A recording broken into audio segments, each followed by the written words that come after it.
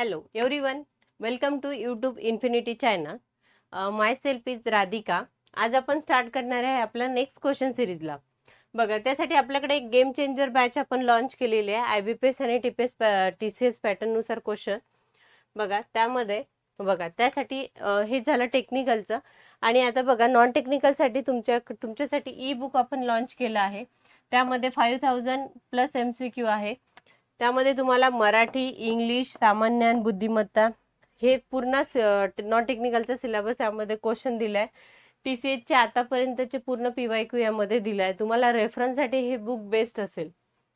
हे बुक तुम्हाला परचेस करायचं असेल तर तुम्ही आपल्या टेलिग्रामला जाऊन प्ले स्टोअरला जाऊन आपले ॲप डाउनलोड करू शकता आणि तिथून हे बुक तुम्ही परचेस करू शकता. बघा फर्स्ट क्वेश्चन आहे.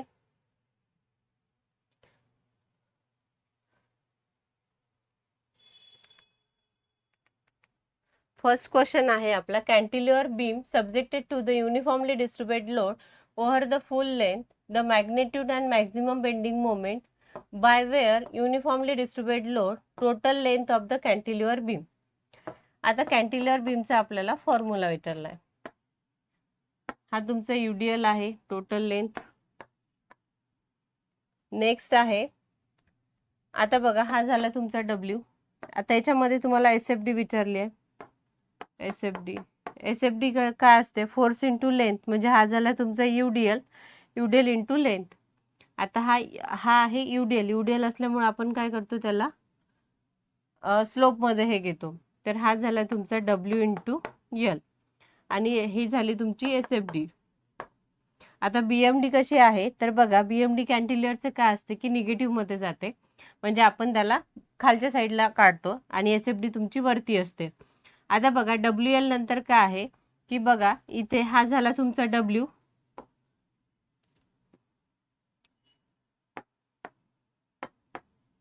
BMD मध्ये W इंटू L इंटू याला हाफ मध्ये कन्वर्ट केलं तर L/2 तुम्हाला मिळणार WL²/2. हे WL²/2 काय झालंय आणि UDL आहे तर तुमचा हा पॅराबोलिक येईल, म्हणजे हा तुमचा निगेटिव्ह. तर हे काय झालं तुमचं WL²/2. कुठे आपला आन्सर आहे का? मॅक्झिमम बेंडिंग मोमेंट विचारलाय आपल्याला. बेंडिंग मोमेंट काय आपली WL²/2. बघा हे जे कंडिशन आहेत ना ह्या कॅन्टिलिव्हरच्या 6 कंडिशन आहे आणि सिम्पली सपोर्टच्या पण 6 कंडिशन आहे. आपण बॅच मध्ये घेतलेलं आहे. आता बघा यामध्ये तुम्हाला आता यांनी कॅन्टिलिव्हर युनिफॉर्मली डिस्ट्रीब्युटेड लोडचं विचारलाय. सिम्पली सपोर्टचं विचारू शकते, पॉइंट लोडला विचारू शकते. कॅन्टिलिव्हर तुमचा फुल UDL आहे की जस्ट आता विचारलाय. पॉइंट लोड तुमचा फ्री एंडला आहे किंवा डिपेंड करते की तुम्हाला क्वेश्चन. आता याच्यामध्ये तुम्हाला 6 कंडिशन सिम्पली सपोर्टच्या आहे, 6 कंडिशन तुम्हाला कॅन्टिलिव्हरच्या आहे. ह्या 6 आणि 6 12 कंडिशन तुम्हाला एक वेळेस रिवाइज करायच्या आहे. फॉर्म्युले कसे आले, कसा SFD काढायचा, BMD कसा काढायचा आणि डायग्राम कशी काढायची हे सर्व बघून घ्या. नेक्स्ट आहे बघा आपल्याकडे एक गेम चेंजर बॅच आपण लॉन्च केली आहे. या बॅच मध्ये तुम्हाला अपकमिंग एक्झाम येणार आहे. त्या एक्झामचा बॅच मध्ये तुम्हाला पूर्ण इन्फॉर्मेशन बॅच मध्ये तुम्हाला याचा सिलेबस पूर्ण कंप्लीट करून दिला जाईल. बघा तुम्हाला या बॅच मध्ये इन्फॉर्मेशन घ्यायची असेल तर तुम्ही या नंबरला कॉन्टॅक्ट करू शकता किंवा तुम्हाला या ॲड्रेसला येऊन स्वतः व्हिजिट करता येते. बघा या बॅच मध्ये टेक्निकल प्लस नॉन टेक्निकल जे TCS आणि IBPS पॅटर्न नुसार जो कन्सेप्ट आहे तो या बॅच मध्ये आपल्याला शिकवण्यात येईल.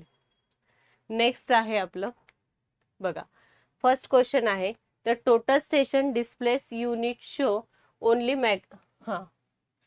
मॅग्नेटिक बेरिंग नाही, ओनली व्हर्टिकल अँगल नाही, ओनली हॉरिझॉन्टल अँगल नाही. टोटल स्टेशन काय की डिस्टन्स, अँगल आणि कोऑर्डिनेट मेजर करण्याचं पण हे आहे. तर आपण त्याला युनिट डिस्प्ले युनिट विचारले तर डिस्टन्स, अँगल आणि कोऑर्डिनेट हे आपला आन्सर असणार. नेक्स्ट आहे when the area is a very large and accuracy is a important which method is generally use in survey. बघा plane survey, geodetic survey, topographical survey, cadastral survey. Cadastral survey काय आहे? Cadastral सर्वे तुमचा एखादी boundary, suppose ही city आहे तर सिटीची जी boundary आहे ती major करण्यासाठी आपण कॅडेस्ट्रल सर्वेचा किंवा एखाद्या प्रॉपर्टीची लाईन एखाद्या प्रॉपर्टीची जी बाउंड्रीज आहे ती मेजर करण्यासाठी आपण कॅडेस्ट्रल सर्वेचा यूज करतो. टोपोग्राफिकल सर्वे काय आहे की टोपोग्राफिकल सर्वे तुमच्या याच्यात नॅचरल आणि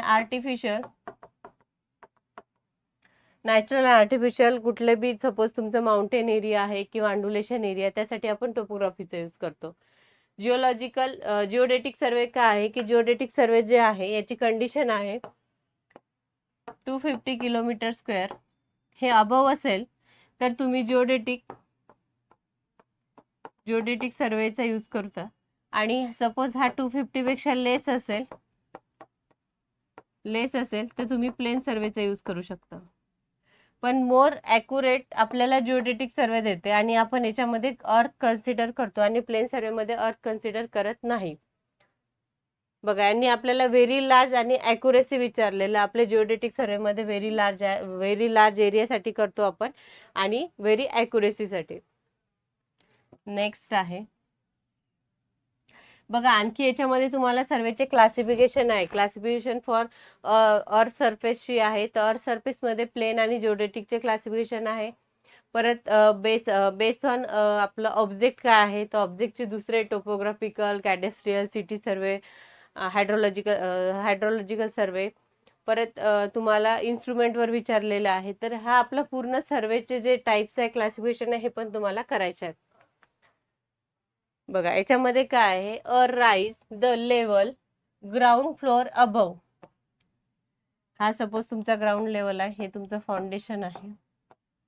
ground level above natural ground level in protecting the building from the weather effect. यासाठी काय करतो आपण प्लिंथ बांधतो, प्लिंथ कन्सिडर करतो. प्लिंथ मध्ये काय असते की हे तुमच्या ग्राउंडच्या बिल्डिंगला प्रोटेक्ट पण करण्याचं काम करते किंवा कुठलं वेदर सपोज एखाद्या पावसाळ्यामध्ये खूप जास्त पाऊस झाला तर जे मॉइश्चरायझर पकडते वॉलमध्ये तर ते मॉइश्चरायझर कमी पकडायला पाहिजे किंवा पकडायलाच नको. त्यांनी पूर्ण बिल्डिंगला काय होऊ शकतंय की पूर्ण बिल्डिंग त्यामुळे काय होते की लॉसेसमध्ये जाते किंवा तुम्हाला परत ते रिपेअरिंग करणे किंवा मग ते वॉलला पूर्ण मॉइश्चर पकडल्यावर नंतर तुमची कलरिंग खराब होते. बरेच घरामध्ये बघा ते खालच्या साईडनी कलर दिलेला असते तर ते पूर्ण पाणी आल्यानंतर किंवा बिल्डिंग आपल्या वॉलला पूर्ण मॉइश्चर पकडल्यावर ते कसं वेगळं दिसते ना, कलर असं फुगल्यासारखा होतो. बरोबर. बघा आता यामध्ये काय दिलाय की प्लिंथ आपला आन्सर असणार. लँडिंग म्हणजे काय आहे की सपोज ह्या तुमच्या स्टेअर केस आहे. सपोज तुमच्या 20 स्टेअर केस आहे तर तुम्ही ॲट ए टाइम 20 स्टेअर केस चढू शकता का? नाही. तुम्ही कुठेतरी 2 सेकंद 3 सेकंदाचा रेस्ट घेणार. ज्या जागेवर आपण रेस्ट घेतो ते काय आहे लँडिंग. त्यालाच आपण म्हणतो लँडिंग. नेक्स्ट आहे सील. सील एरिया काय आहे की सील काय आहे की तुमच्या बिल्डिंगच्या बॉटम साइड विंडोच्या बॉटम साइडला ही तुमची विंडो आहे. हा तुमचा सीलचा एरिया आहे. ही बॉटम साइड, ही झाली टॉप. आणि तुमचं जे लिंटेल आहे ते लिंटेल तुम्हाला इथे असते डोअरच्या वरती किंवा विंडोच्या आणि विंडोच्या आउटर प्रोजेक्शनला जे असते ते सज्जा असते. आता नेक्स्ट बघणार the Bernoulli's equation the kinetic head is represent. आता बर्नॉलिस इक्वेशन काय आहे बघा. Z plus P upon rho G plus V square upon 2G. आता बघा बर्नॉलिस इक्वेशन म्हणजे काय आहे. हे पोटेन्शियल हेड आहे. पोटेन्शियल हेड किंवा पोटेन्शियल प्रेशर पण म्हणू शकता. प्रेशर हेड आणि हे आहे तुमचं काय विचारलेलं आपल्याला कायनेटिक हेड. आता हा झाला तुमचा बर्नॉलिस इक्वेशन. बर्नॉलिस इक्वेशनचा तुम्हाला एक तर फॉर्म्युला लक्षात ठेवायचा आहे. नेक्स्ट आहे की पोटेन्शियल एनर्जी म्हणजे तुम्हाला Z, प्रेशर एनर्जी म्हणजे काय P अपॉन रो G आणि वेलोसिटी एनर्जी म्हणजे kg स्क्वेअर अपॉन 2G. तर हे काय झालं कायनेटिक हेड काय आहे तुमचं वेलोसिटी एनर्जी. इव्हॅल्युएशन हेड असं काही नाही आहे. आता बघा बर्नॉलिस इक्वेशन मध्ये काय आहे की तुम्हाला बर्नॉलिस इक्वेशनचे ॲझम्पशन काय आहे, बर्नॉलिस इक्वेशनचा फॉर्म्युला काय आहे, पोटेन्शियल हेड कशाला म्हणते. आता बघा यांनी कायनेटिक हेड तुम्हाला क्वेश्चन बघा कसा विचारलाय, त्यांनी फॉर्म्युला नाही विचारलाय, त्यांनी कायनेटिक हेड रिप्रेझेंट कशाने करतो आपण, कायनेटिक हेडला आपण रिप्रेझेंट व्हेलॉसिटी एनर्जीनी पण करतो. हे झाली तुमची व्हेलॉसिटी एनर्जी, हा झाला तुमचं व्हेलॉसिटी, ही झाली प्रेशर, हे झालं पोटेन्शियल. आता तुम्हाला याच्यामध्ये याचे ॲझम्पशन करायचे आहेत, याचा फॉर्म्युला करायचा आहे. कधी कधी तुम्हाला कायनेटिक हेड तुम्हाला डायग्राम मध्ये म्हणजे क्वेश्चन मध्ये कळायला सांगते, व्हीचा स्क्वेअर अपॉन 2g. तुम्हाला v ची व्हॅल्यू दिली जाते, g ची व्हॅल्यू दिली जाते आणि विचारते कायनेटिक हेड काढा किंवा व्हेलॉसिटी एनर्जी काढा. तर ते डिपेंड करते तुम्हाला क्वेश्चन कसा विचारला. तर त्यासाठी तुम्हाला काय करायचं आहे की तुमचा कन्सेप्ट बर्नॉलिस इक्वेशन पूर्ण तुम्हाला रीड करायचं आहे, फॉर्म्युला, ॲझम्पशन आणि तुम्हाला प्रेशर हेड काय, कायनेटिक हेड काय आणि वेलोसिटी हेड काय. नेक्स्ट आहे which types of the camber is most suitable in highway with fast moving vehicle, ensure in minimal discomfort during the overtaking. Sorry, fast moving vehicle to the ensure minimal discomfort during the overtaking. आता बघा यांनी याच्यामध्ये विचारलंय की जो slope असते तुमचा कॅम्बरचा, तर तुम्ही फास्टली व्हेकल जी आहे हायवेवर ते कुठल्या कॅम्बरवर तुम्ही करू शकणार, हे असं त्यांनी विचारलेलं आहे. बघा इलिप्टिकल कॅम्बर तर आपण यूजच नाही करत, स्ट्रेट यूज करतो आणि पॅराबोलिक यूज करतो, कंपोजिट कॅम्बर पण यूज करतो आपण, पण जास्त नाही करत. आता बघा यामध्ये यांनी काय दिलेलं आहे की स्ट्रेट लाईन कॅम्बर मध्ये विचारलंय. स्ट्रेट लाईन कॅम्बर मध्ये काय असते की हा सिमेंटचा रोड, यालाच आपण सिमेंट कॉन्क्रीट, आणि पॅराबोलिकला आपण काय म्हणतो, बिटुमेन.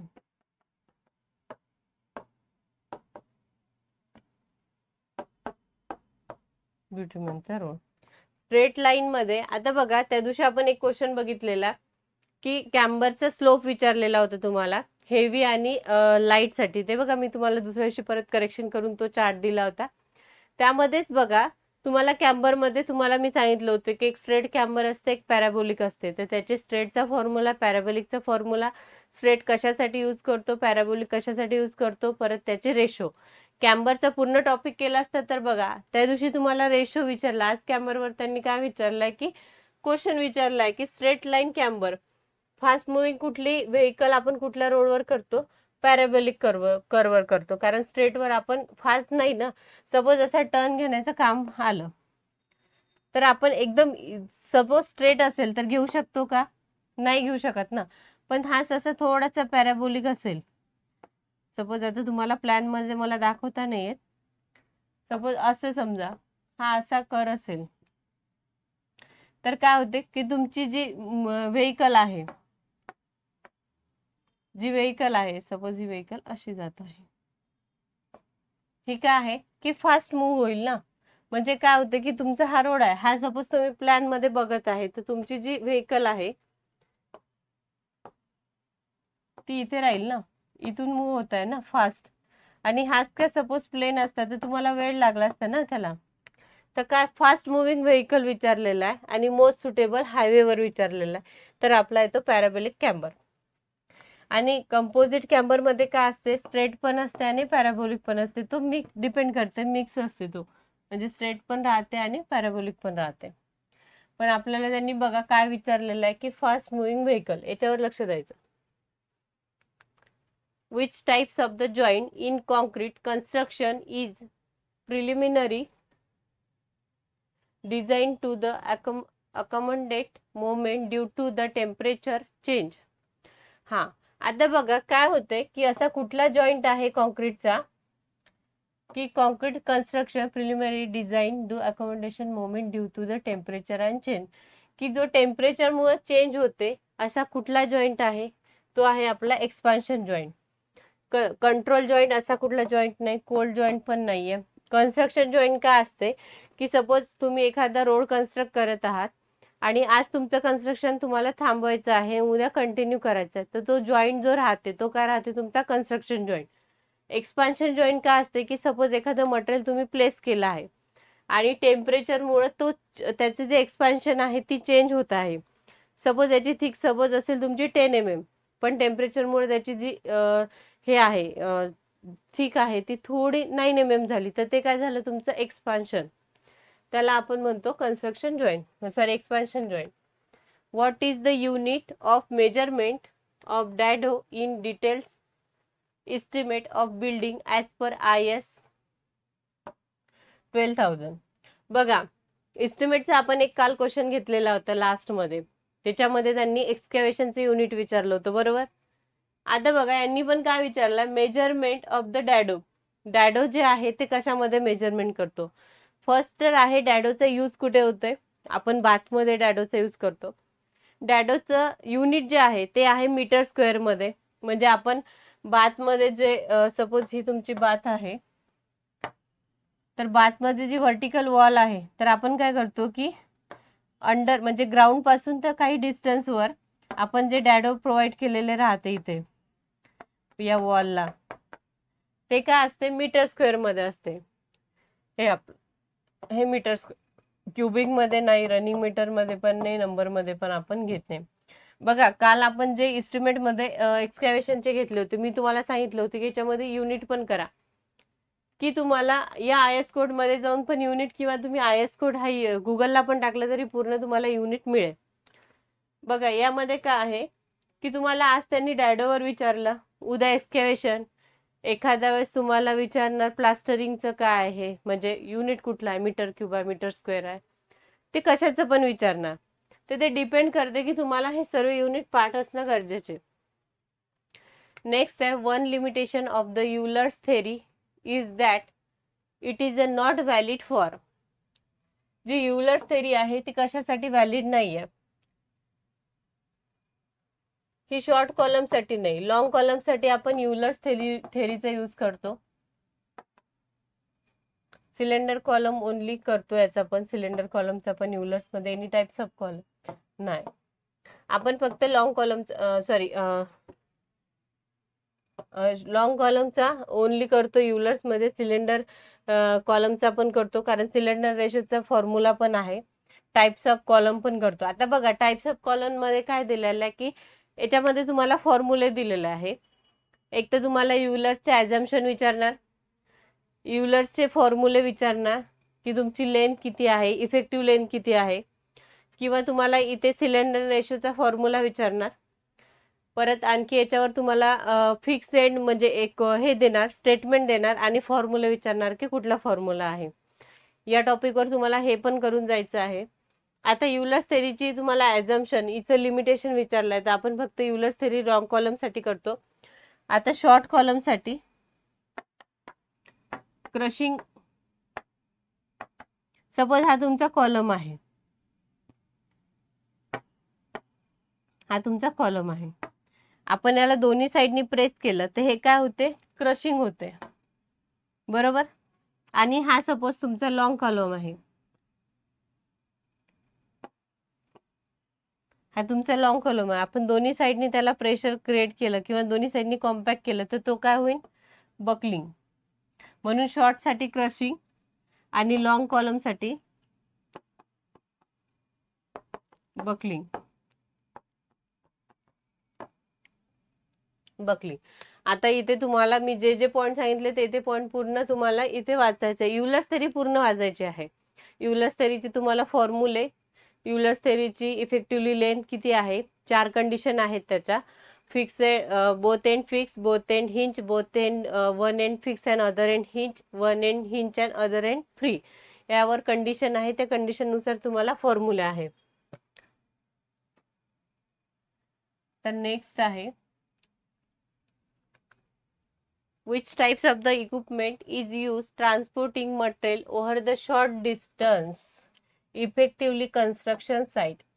बघा एखादं कन्स्ट्रक्शन आपल्याला म्हणजे स्टार्ट झालेलं आहे आणि तिथे आपल्याला जे कॉन्क्रीट आहे ट्रान्सपोर्ट करायचं आहे, आपण जे कॉन्क्रीट मिक्स केलेलं आहे ते तुम्ही कशा थ्रू कराल ते विचारलेलं आहे. बघा व्हायब्रेटर रोलर आपण कुठे यूज करतो, कॉलम, बीम आणि स्लॅब मध्ये आपण हे काय म्हणते त्याला, एअर तुमचे मिनिमम होण्यासाठी आपण काय करतो, तिथे व्हायब्रेटर रोलरचा यूज करतो. बघा, ते लोक स्लॅब टाकताना त्यांच्याकडे एक मशीन असते, ते आतमध्ये टाकत राहते, त्यामध्ये त्याला व्हायब्रेटर रोलर म्हणतात. नेक्स्ट आहे बेल्ट कन्व्हेअर. याच्यामध्ये काय आहे की सपोज शॉर्ट डिस्टन्स आहे, तर ते तुमचं जे मटेरियल आहे बनवलेलं ते सप्लाय करण्याचं काम करते. इथे तेच विचारलं, टाइप्स ऑफ कुठलं इक्विपमेंट आहे transporting the material over the short distance effectively construction site. Construction साईटवर आपण बेल्ट कन्व्हेअर वापरतो.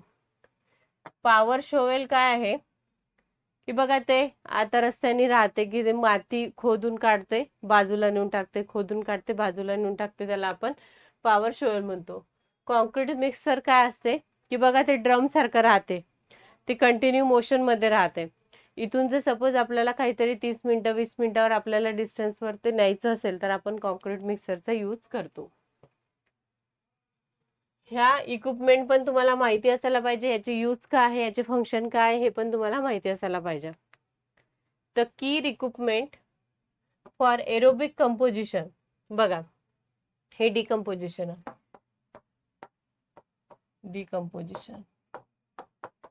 डिकम्पोस्टिंग करा. आता बघा, डिकम्पोस्टिंग मध्ये काय आहे की टाइप्स ऑफ डिकम्पोजिशन आहेत. तर टाइप्स ऑफ डिकम्पोजिशन मध्ये दोन आहेत, एक एरोबिक आहे, एक अनएरोबिक आहे. तर एरोबिक कंडिशन मध्ये काय आहे की तुमचा जे प्रेझेन्स ऑफ डिझॉल्व ऑक्सिजन आहे हे प्रेझेंट राहते. आणि anaerobic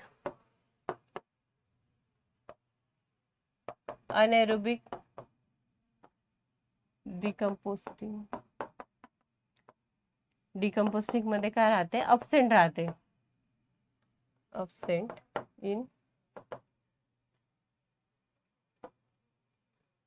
in presence of oxygen.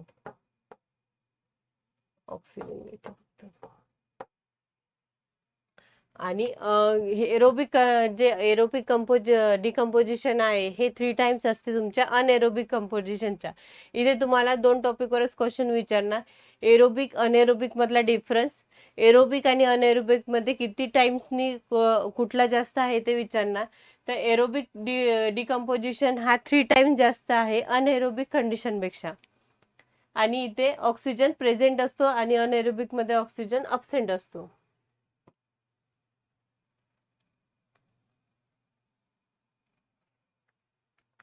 Next आहे, which of the following is are typically use to alert driver about the road side and obstruction like the bridge, piers and culvert. बघा, जे ब्रिजचे जे sine असते त्याबद्दल तुम्हाला इथे क्वेश्चन विचारला आहे की जो ड्रायव्हर असते तो अलर्ट होण्यासाठी त्यांनी म्हणजे साईन दिलेलं राहते. झेब्रा क्रॉसिंग कशाला म्हणते, हजार्डस मार्किंग कशाला म्हणते, हे काय आहे चेव्हरॉन मार्किंग कशाला म्हणते, आणि सेंटर लाईन कशाला म्हणते. बघा, याच्यामध्ये काय राहते की which following the typical use of alert driver about the road side construction like the bridge, pier. आता बघा, एखादा ब्रिज आहे समोर, हे अलर्ट करण्यासाठी तिथे एक साईन लावलेलं राहते. सपोज आता आपल्याला कुठे कुठे लिहिलेलं असते नो पार्किंग, तर आपल्याला माहिती आहे तिथे लिहिलेलं आहे नो पार्किंग, तर तसं तिथे पण साईन लावलेलं असते तुमच्या ब्रिज किंवा पियर्स कल्वर्टच्या येण्याच्या आधी. त्याला आपण काय म्हणतो, झेब्रा क्रॉसिंग. नाही, सॉरी, त्याला आपण हजार्डस मार्किंग म्हणतो. झेब्रा क्रॉसिंग काय असते की तुम्हाला सपोज एखादा रोड क्रॉस करायचा असेल, तर तिथे बघा बघा हा रोड असते आणि तिथे अशा एक पट्ट्या असते व्हाईट आणि ब्लॅक, व्हाईट आणि ब्लॅक. ही झाली तुमची झेब्रा क्रॉसिंग.